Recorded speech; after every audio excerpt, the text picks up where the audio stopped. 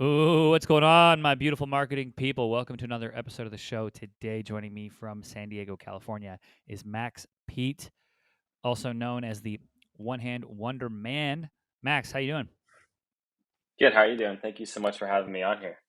I'm doing well, man. I'm excited we finally get to chat. I know we've been going back and forth on Twitter for probably the better part of a year talking marketing, so I'm excited to have you here.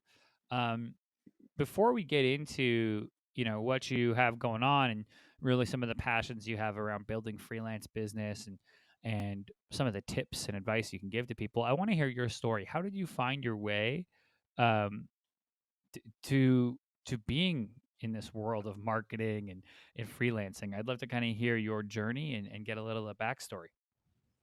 Yeah. So I got into marketing the world from wanting to be in the music industry. Um, when I was in college, I really wanted to become a music producer and explore that side of the space. But I ended up finding some music internships at a few labels up in San Francisco Bay Area, and just was like, hey, like let me give this a shot. It might be a cool way to network and meet people. And it was around 2010, 2011, and that's when Facebook was coming out and being bigger for artists to get on, and Twitter as well.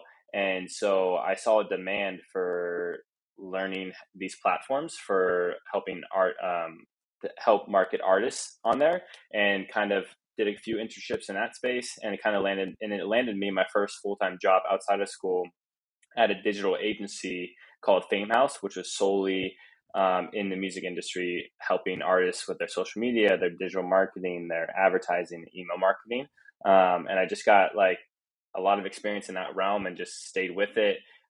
Went I was going back to Philadelphia at the time, working there, and then I moved back to California to work at this record label called Empire, and was doing project management there and marketing as well. And then at that point, that's when I was wanting to do something else, still be involved in music, but kind of run my own ship. And so I decided to quit my job and try freelancing. I really had no idea what the type of services I wanted to offer.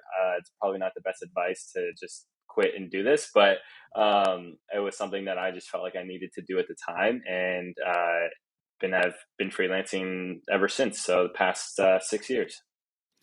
I love it. And now, when it comes to freelancing, are there particular areas that you specialize in today, or is it still, are you finding yourself with a lot of different projects? Yeah, I mean, I'm finding myself with a lot of different projects. I would say more of today, I'm doing a lot more consulting versus like actually implementation of stuff. Last year, I really cut back on the advertising work that I used to offer, just because it was getting pretty stressful, and I was mainly working by myself. So I was just kind of like, this is not something I want to continue to do, but I can consult on this type of work with my clients.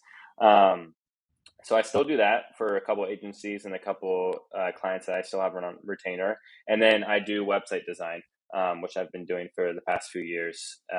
So I do a bit of both. Amazing. And for someone who wants to get into the freelancing world, right? Someone listening to this, maybe they're working at their company and they're like, they got that itch that needs to be scratched. They want to pursue design, what have you. Um, I guess, how would you tell them to go and find their first client? Like, walk me through how you kind of found your first client, if you can rewind the clock and bring it back, or advice you'd give to someone who's going to make the leap, doesn't really have a client base. Where should they go? What should they do?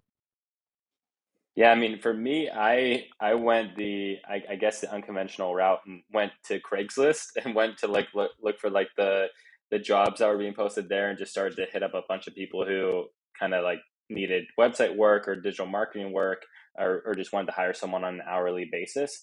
But what I would recommend is going through your current network now, because a lot of times we're always thinking about new people we can reach and new people that we should market to, but we already have this existing network that more likely than not has work or knows people that needs work to be done.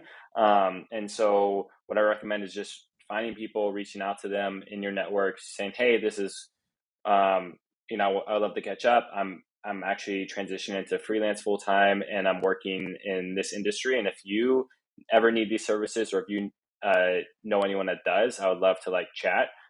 Most of the time, it's because we just need to stay top of mind in people's radars.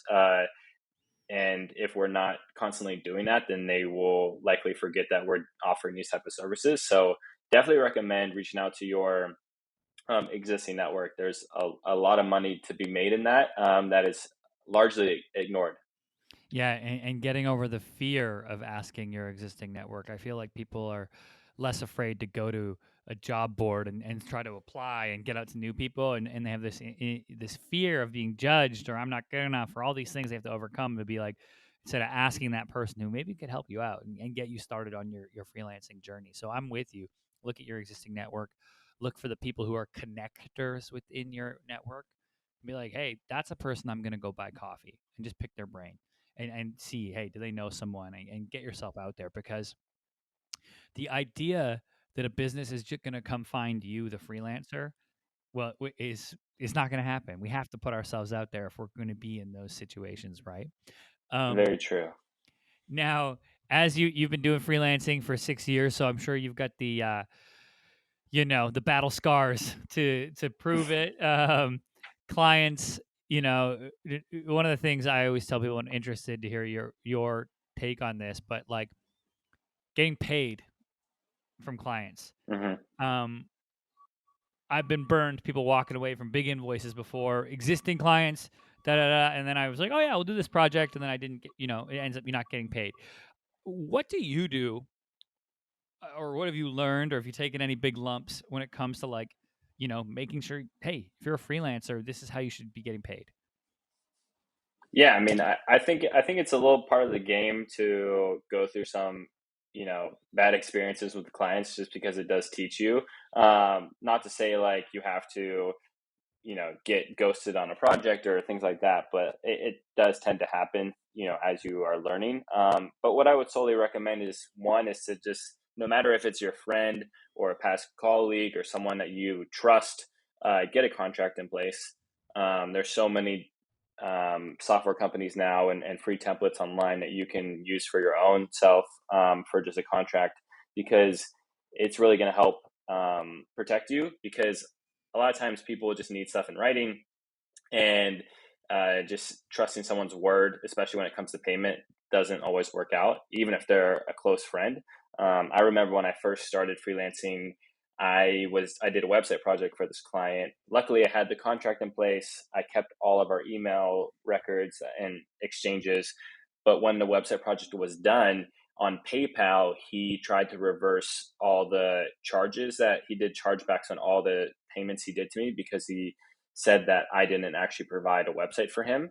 And PayPal would have taken his word if I had not sent them the contract, the link to the website, the email exchanges, everything. I would have lost all that money and all that time on this work. And so I think just keeping that stuff in your back pocket, is super important. Using an invoice software, I use Wave because it's free and it's super easy to use. You can hook it up to your bank account and just send invoices, versus having to make them up in like Photoshop or their design tool and send them out manually. And also, always wait until you get a deposit before you start the work, even if it is your friends or people you know. I've heard it time and time again from freelancers, and myself included. I've done this before too, where you get super excited about to work on a project, and you're like, I'm just going to start, and the client just is doesn't pay on time, or they just don't pay for a while or at all, and you're like, well, I just put in all this time and now I'm not getting paid. So even if the client has a super rush timeline, like I need this done in 2 weeks, 3 weeks, 4 weeks, whatever it is, make sure that you get paid half or whatever deposit that you request before you actually start to work. It's shifting the mindset. You're no longer just, you know, dinking donking around. You're not playing around anymore. Be a professional is what I tell people all the time. I'm like, be a professional. That means getting a contract. That means, hey, the deposit is 50% up front. And if this is another thing, if somebody won't pay you a deposit, what makes you think they're going to pay the invoice? Like, you know what I mean? Exactly. So I love, hearing your thoughts on that, because it really, rings true to me. Um, Now, in terms, I know you have some coaching you do as well. Um, how has that business evolved? Is that kind of taking a life of its own, or kind of let me know what's going on with that? Yeah, it kind of like spurred out of the pandemic because I got really burnt out and exhausted with the work that I was doing freelancing. And so I was just like, okay, I need to take a step back and reevaluate what I'm offering and see like what really is going to like make me happy at the end of the day. And I love helping other freelancers start their own business and just kind of being there as an accountability buddy and just holding them, accountable to the goals that they set for themselves.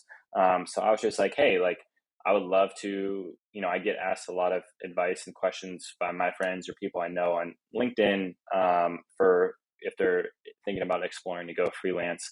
So just thought, hey, like, let me just start a coaching practice on the side. It's not going to be my full time focus. I'm not going to want to build this and scale this into a crazy big thing. I just wanted to start offering these services for people who needed it.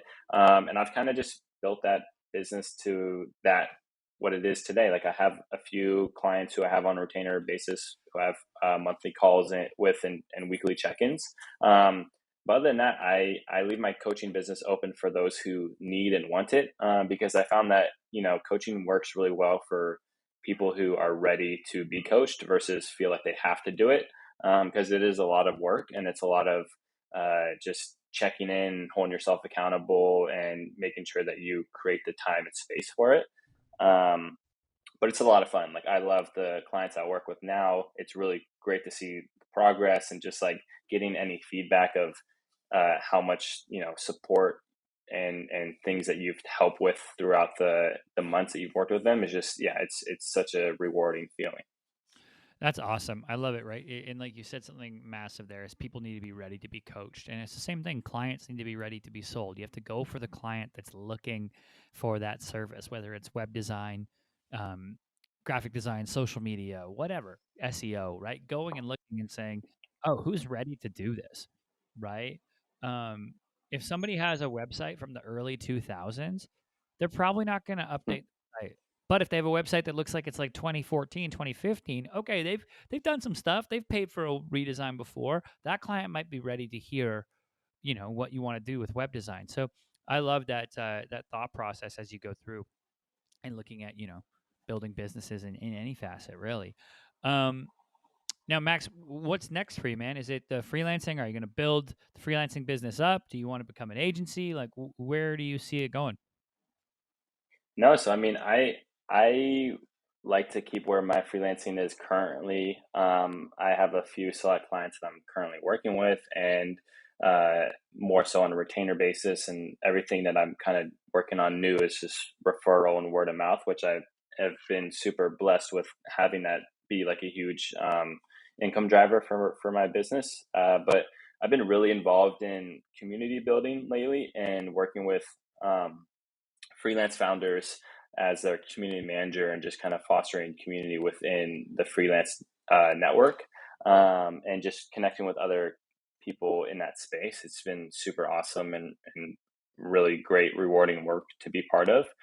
And yeah, I'm going to just continue to pursue that. Amazing. I love it. Now, for anyone listening who wants to connect with you before I let you go, where is the best place to reach out? If somebody wants to get into freelancing or they need coaching or what have you, where should they go to connect with you? Yeah, so I'm usually on Twitter the most. So my handle is just Max underscore Pete, Pete. Also on Instagram, One Hand Wonderman.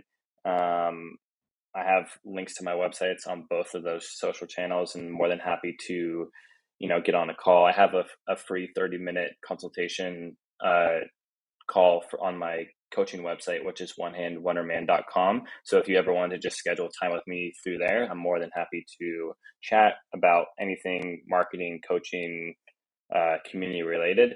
And yeah. I love it. I love it. Everybody go and make sure to connect with Max, especially if you're thinking about transitioning into freelance or you have a freelance business, you want to grow it. Maybe you are a successful freelancer, but you're feeling alone and you need some community.